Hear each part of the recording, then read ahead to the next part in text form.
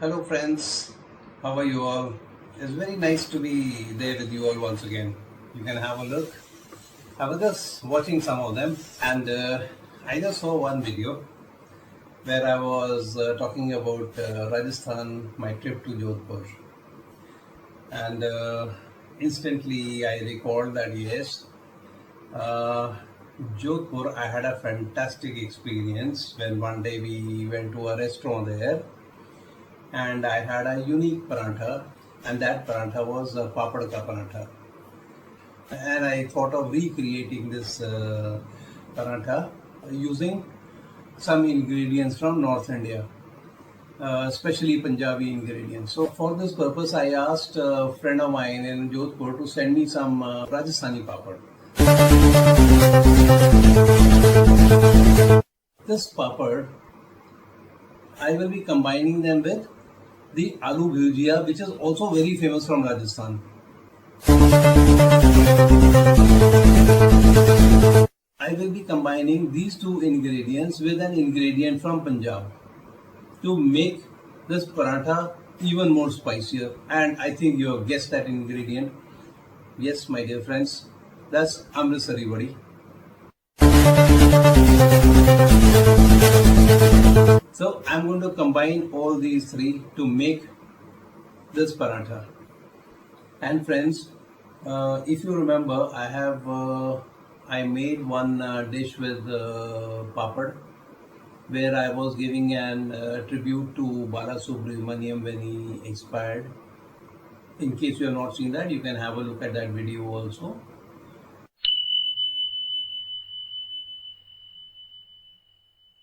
I have used Amritsari Vadi in another paratha that we had made earlier. So you can go back and scroll for that and you can have a look at that also.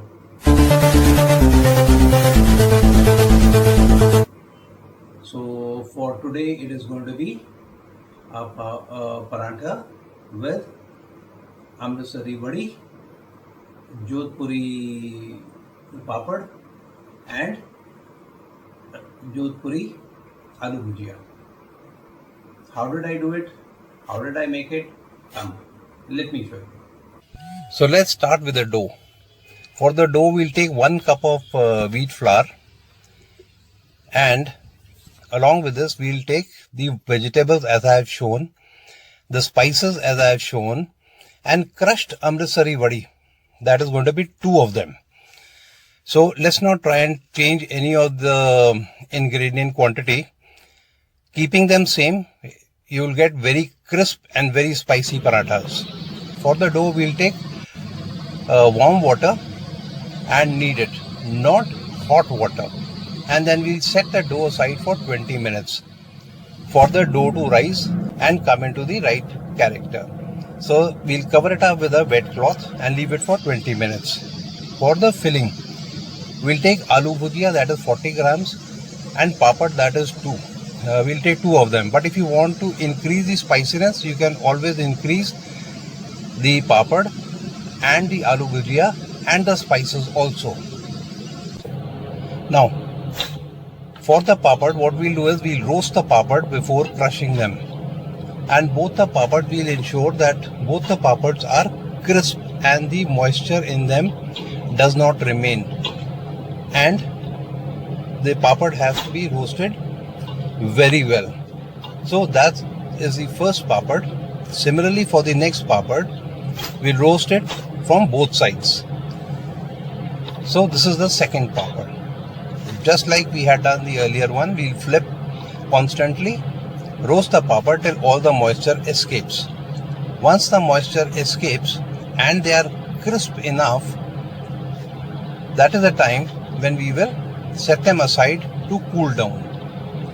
Once, see, the papad is now quite firmly roasted, and we will set aside this papad there. Now, once the papad have cooled down, what we will do is we'll crush the papad to not a fine powder but to a coarse state, and along with that we will also crush the aloo bhujia so that the filling becomes easier. Because if the aloo bhujia is not crushed, the aloo bhujia can come right through the dough. So there we are. Now let's remove the cloth, and the dough is fine enough. We'll shape them into dough balls, and later the dough balls will be shaped into, we'll flatten them out and convert them into sheets to be filled with the filling. So this is the final shape of the filling, crushed, both of them, that is the papad and the aloo bhujia have been crushed for the filling. Now we will make the dough balls, flatten them into sheets, and we'll be ready to fill them up. In the meantime, what we'll do is, we'll start with the Mughlai type of a paratha, that is deep fried paratha. So either you take a skillet or you take a deep fry pan, and I am taking ghee because paratha is best fried in ghee. So there we are, this is flattened and ghee is coated and filling is placed on the sheet. Later what we will do is, we'll roll it into a ball and make sure that the edges are firmly stuck and flattened into a paratha. And this paratha, we can do it with the hands also, we can do it with a rolling pin. I have used a rolling pin. So in goes our test pilot to ensure that the ghee is hot enough, and the ghee should be, so there we are. So let's go on with the first paratha. As I always say, 3/4 or 2/3 of the of our food that is to be fried should be submerged in the medium, which is the ghee at present, and 1/4 or 1/3 should be out, so that the heat cooks both the surfaces equally, and most importantly, the inside of our food should be cooked as well, and it should be cooked well. Therefore, never fill up your fry pan or skillet in such a manner that the food gets totally immersed and the oil or ghee gets soaked. To prevent that, this is the best technique that I always advocate. 1/4 or 1/3 of the food should be outside the ghee, and only the rest, that is 3/4 or 2/3, should be inside the medium to be cooked. And we should be flipping our food often so that both the sides get cooked evenly, and we fry them till the time the paratha is absolutely well done and crisp. Look at this, it is absolutely crisp now from this side. Similarly for the other side, flip always. Now drain the ghee out from the paratha before removing them from the skillet or the fry pan. Therefore, the ghee has almost left the paratha, and look how crisp the paratha is. So this is the Mughlai version of the paratha. You can make it like this also, but remember, this is very high in calories, but being very crisp is very, very nice to have. And so this is the first version of how you can make your crisp Mughlai type of a paratha. Now for the second paratha, that is the tawa paratha, we'll again apply ghee and place the filling on the sheet that we have rolled out, and in the meantime we'll remove the skillet or the pan and place the tawa.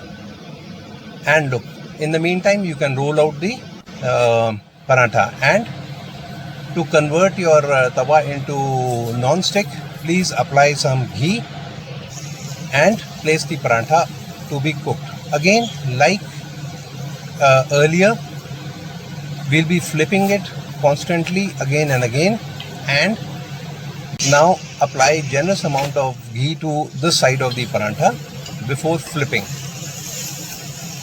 and it's time to flip the parantha so that the other side also cooks evenly. As far as this side is concerned, now we'll again apply some ghee to this side so that when we flip it again, so this particular side also gets cooked and lightly fried and becomes crisp. So we continue with this process of flipping the parantha now both sides till the time the parantha gets cooked and cooked evenly from both the sides, and second, most importantly, becomes crisp. Look, this side is already crisp and it's been done very well. This type of a parantha, that is the tawa parantha, is lighter on calories, although again for this side I am going to apply ghee so that I'm going to fry it again once I flip it. So again, till the time the paratha does not cook properly from both sides, we'll flip it again. So that is your final flip. This side is already done. Look how crisp the paratha is, and the same for the other side, which by now has already been done. So it's time to remove this paratha and to serve. To serve, you can give it. You can serve with curd or sauces or chutneys and a hot cup of tea or lassi or anything of your choosing. That part of creativity I will leave to all of you all. So friends, how was the super spicy Amritsari vadi and Jodhpuri papad and Jodhpuri aloo bhujia paratha? And how did you like the two versions of it? Then I'm sure you want to share it with all your friends, your knowns, and your nears and your dears. But wait, as I always say, do also share them with your friends and foes also, because that is also very important. So that they should know, they should envy you, and they should know that okay, you're doing so well. And your views, your comments, definitely I'll be looking forward to it in the comments.